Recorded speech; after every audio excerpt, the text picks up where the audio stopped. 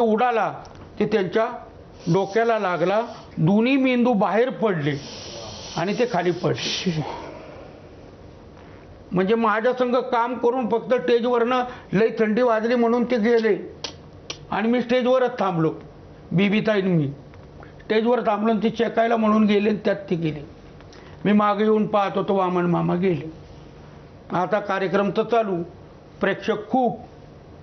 बंद करावं तर नक्षलवाद्यांची तिकडं भीती होती. लोक म्हटले असते नक्षलवाद्यांनी बॉम्बस्फोट केला. मग तिथं जे त्यावेळेचे कमिशनर साहेब आमचं वगनाट्य पाहायला आले होते ते तिथं हजर होते. त्यांनी ते दृश्य सगळं पाहिलं. ते म्हणले घाबरू नका, प्रयोग चालू ठेवा, तोपर्यंत मी बंदोबस्त मागवतो आणि प्रयोग काही बंद करू नका. मग आम्ही स्टेजवर जायचो, हसायचो, पब्लिकला हसवायचो, मागं येऊन वामन मामाजवळ रडत बसायचो. हा एक माझ्या म्हणजे अंतःकरणातला सर्वात दुःखी, कारण आत्ता स्टेजवर माझ्या संग नाचला गायला आणि मागं जाऊन तो माणूस जातोय आपला अनुयायी. हे एक लय मोठं दुःख होतं. काय काय वेळेस एखादा कलावंत येत नाही वेळेवर, त्यावेळेस काय करायचं? मग ती जबाबदारी मालकाची असते. मग त्या मालकाला ते कुठलंही काम असेल ते करावं लागतं. अच्छा.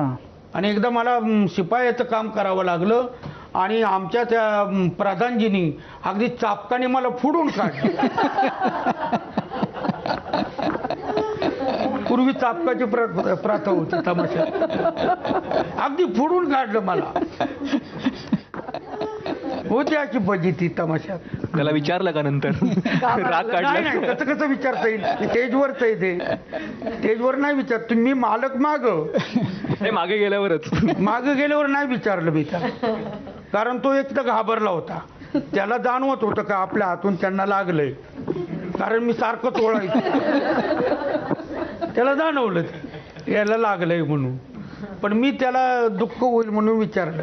रघुभाऊ, आता तुम्ही गाण्याचा उल्लेख केला. तुम्ही पारंपरिक तमाशा जो असतो त्यातला एखादा प्रकार आम्हाला दाखवा ना, म्हणजे आपल्या माध्यमातून प्रेक्षकांना की ही असते, हा असतो पारंपरिक तमाशातला प्रकार, असं काही आपण सांगू शकतो का? हो आहे ना, एक शिलकार आहे. हा.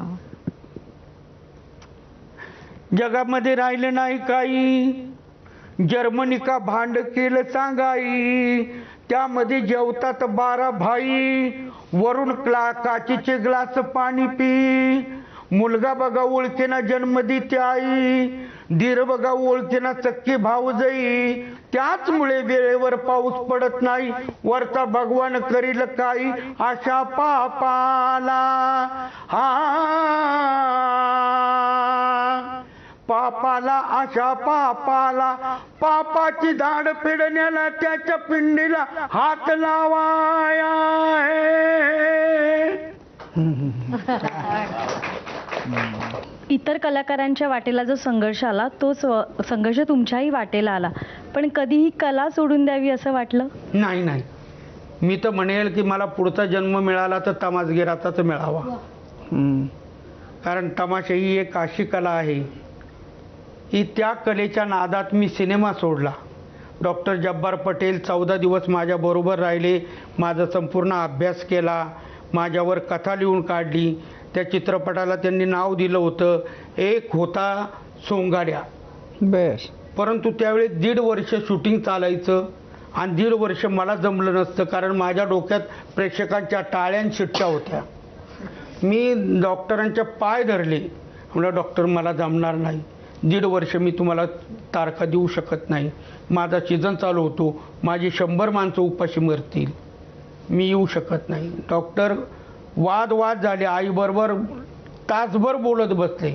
आई ती म्हणाली त्याची इच्छा नसेल तर जाऊ द्या. मग ते नाव बदललं आणि एक होता इदुशेख असं केलं आणि माझ्यासारखं दिसतं म्हणून लक्ष्मीकांत बेर्डेला घेतलं. त्याच्यात समय डान्स केलेली आहे पहा.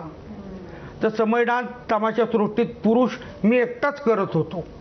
आता बरीच मुलं करतात, पण त्या काळात मी एकटाच करत होतो आणि विठाबाईंची मुलगी संध्या करत होती. आम्ही 2घच जण समय डान्स करत होतो. आणि हा तो मी नवे नाटकाचे जे पंत आहेत आपले प्रभाकर